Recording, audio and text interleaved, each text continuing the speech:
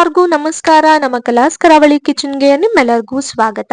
ಕೊಂಕಣಿ ಶೈಲಿಯಲ್ಲಿ ನಾವಿವತ್ತು ಸುವರ್ಣಗಡ್ಡೆ ಪಲ್ಯವನ್ನ ಮಾಡ್ತಿದ್ವಿ. ತುಂಬಾ ತುಂಬಾ ಚೆನ್ನಾಗಿರತ್ತೆ, ತುಂಬಾ ಟೇಸ್ಟಿ ಆಗಿರತ್ತೆ. ಇದನ್ನ ಹೇಗೆ ಮಾಡ್ಬೋದು ಅಂತ ನೋಡೋಣ ಬನ್ನಿ.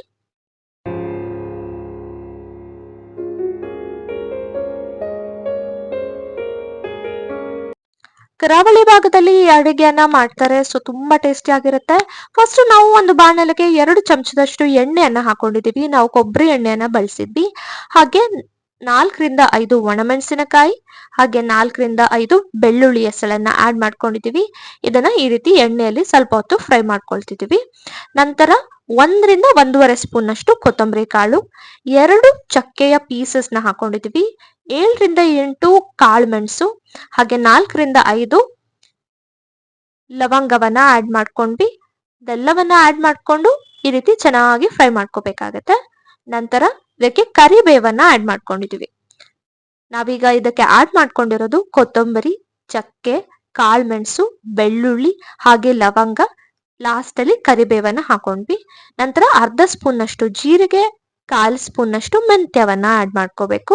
ಮೆಂತ್ಯವನ್ನ ಕಂಪಲ್ಸರಿಯಾಗಿ ಈ ಸುವರ್ಣಗಡ್ಡೆಯ ಪಲ್ಯಕ್ಕೆ ಹಾಕೊಳ್ಳೇಬೇಕು, ತುಂಬಾ ಚೆನ್ನಾಗಿರುತ್ತೆ. ಹಾಗೆ ಅರಿಶಿನವನ್ನ ಆಡ್ ಮಾಡಿ ಇದನ್ನ ಪೌಡರ್ ಮಾಡ್ಕೋಬೇಕಾಗತ್ತೆ. ನೋಡಿ, ತಣ್ಣಗಾದ ನಂತರ ಈ ರೀತಿ ಪೌಡರ್ ಮಾಡ್ಕೋಬೇಕು. ಸ್ವಲ್ಪ ಕೂಡ ನೀರನ್ನ ಸೇರಿಸೋ ಹಾಗಿಲ್ಲ, ಪೌಡರ್ ಮಾಡ್ಕೋತಿದೀವಿ. ನಂತರ ಇದಕ್ಕೆ ತೆಂಗಿನಕಾಯಿ ತುರಿಯನ್ನ ಹಾಕೊಂಡಿದೀವಿ. ತೆಂಗಿನಕಾಯಿ ತುರಿಯನ್ನ ಸೇರಿಸಿ ಒಂದು ಸತಿ ಇದನ್ನ ಮಿಕ್ಸ್ ಆಗೋ ತರ ಒಂದ್ಸತಿ ಮಿಕ್ಸರ್ನ ಆನ್ ಮಾಡ್ಕೋಬೇಕಾಗುತ್ತೆ. ನೋಡಿ, ಈ ರೀತಿ ಮಿಕ್ಸ್ ಆದ್ರೆ ಸಾಕು, ಅಷ್ಟೇ. ನಂತರ ನಾವಿಲ್ಲಿ ಕುಕ್ಕರ್ ಪಾತ್ರೆಯನ್ನ ಇಟ್ಕೊಂಡಿದೀವಿ. ಕುಕ್ಕರ್ ಪಾತ್ರೆಗೆ ಸುಮಾರು 4ರಿಂದ 5 ಸ್ಪೂನ್ ಅಷ್ಟು ಕೊಬ್ಬರಿ ಎಣ್ಣೆಯನ್ನ ಹಾಕೊಂಡಿದೀವಿ. ಸಾಸಿವೆಯನ್ನ ಆಡ್ ಮಾಡ್ಕೊಂಡಿದೀವಿ. ಕರಿಬೇವನ್ನ ಹಾಕೊಂಡಿದೀವಿ.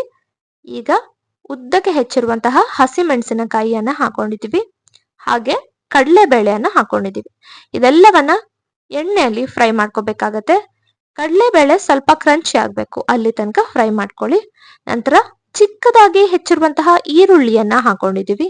ಈರುಳ್ಳಿಯನ್ನು ಕೂಡ ಎಣ್ಣೆಯಲ್ಲಿ ಚೆನ್ನಾಗಿ ಫ್ರೈ ಮಾಡ್ಕೊಳ್ಳಿ. ಈಗ ಸುವರ್ಣಗಡ್ಡೆಯನ್ನ ನೋಡಿ, ಈ ರೀತಿ ಕ್ಯೂಬ್ಸ್ ಆಗಿ ಕಟ್ ಮಾಡ್ಕೊಂಡಿದೀವಿ. ಈ ರೀತಿ ಕ್ಯೂಬ್ಸ್ ಆಗಿ ಕಟ್ ಮಾಡ್ಕೊಂಡ್ರೆ ತುಂಬಾ ಬೇಗ ಚೆನ್ನಾಗಿ ಬೇಯತ್ತೆ. ಆದಷ್ಟು ಚಿಕ್ಕದಾಗಿ ಇದನ್ನ ಕಟ್ ಮಾಡ್ಕೊಳ್ಳಿ. ನೋಡಿ, ಈ ರೀತಿ ಕಟ್ ಮಾಡ್ಕೊಂಡು ಇಟ್ಕೊಂಡಿದ್ವಿ. ಈಗ ಇದನ್ನ ಆಡ್ ಮಾಡ್ಕೊಳ್ತಿದ್ವಿ. ಸುವರ್ಣಗಡ್ಡೆ ಬೇಯೋಕೆ ಸ್ವಲ್ಪ ಸಮಯ ಬೇಕಾಗತ್ತೆ, ಹಾಗಾಗಿ ನಾವಿದ್ನ ಕುಕ್ಕರ್ ಅಲ್ಲಿ ಇಟ್ಕೊಂಡಿದೀವಿ. ಕುಕ್ಕರ್ ಅಲ್ಲಿ 2ರಿಂದ 3 ವಿಷಲ್ ಕೂಗ್ಸ್ಕೊಂಡ್ರೆ ಚೆನ್ನಾಗಿ ಬೇಯುತ್ತೆ. ಸ್ವಲ್ಪ ಹೊತ್ತು ಇದನ್ನ ಈ ರೀತಿ ಎಣ್ಣೆಯಲ್ಲಿ ಫ್ರೈ ಮಾಡ್ಕೊಳ್ತಿದೀವಿ.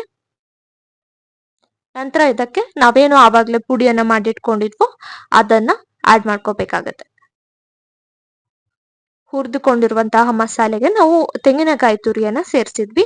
ಸೊ ಇದನ್ನ ಆಡ್ ಮಾಡ್ಕೋಬೇಕಾಗತ್ತೆ. ಇದು ತುಂಬಾ ಇಂಪಾರ್ಟೆಂಟ್ ಸ್ಟೆಪ್. ಇದೇ ರೀತಿ ಮಾಡಿದ್ರೆ ತುಂಬಾ ಟೇಸ್ಟಿಯಾಗಿ ಚೆನ್ನಾಗಿ ಬರುತ್ತೆ. ಈ ರೀತಿ ಒಂದ್ಸತಿ ಚೆನ್ನಾಗಿ ಮಿಕ್ಸ್ ಮಾಡ್ಕೊಂಡಿದೀವಿ. ನಂತರ ಇದಕ್ಕೆ ಹುಣಸೆ ಹಣ್ಣಿನ ರಸವನ್ನ ಆಡ್ ಮಾಡ್ಕೋಬೇಕಾಗತ್ತೆ. ಹಾಗೆ ಬೆಲ್ಲವನ್ನ ಆಡ್ ಮಾಡ್ಕೊಂಡಿದೀವಿ. ಸುಮಾರು 1/4 ಸ್ಪೂನ್ ನಷ್ಟು ಬೆಲ್ಲವನ್ನ ಆಡ್ ಮಾಡ್ಕೊಂಡಿದೀವಿ. ತುಂಬಾ ಚೆನ್ನಾಗಿರತ್ತೆ.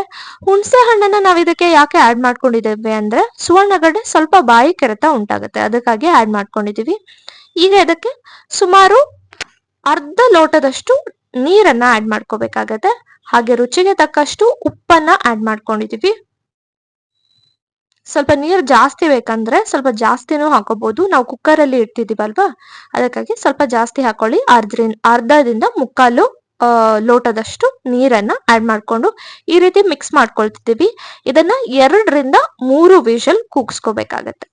2ರಿಂದ 3 ವಿಷಲ್ ಕೂಗ್ಸ್ಕೊಂಡ ನಂತರ ಟೇಸ್ಟಿಯಾದ ಸುವರ್ಣಗಡ್ಡೆ ಪಲ್ಯ ರೆಡಿ ಆಗಿದೆ.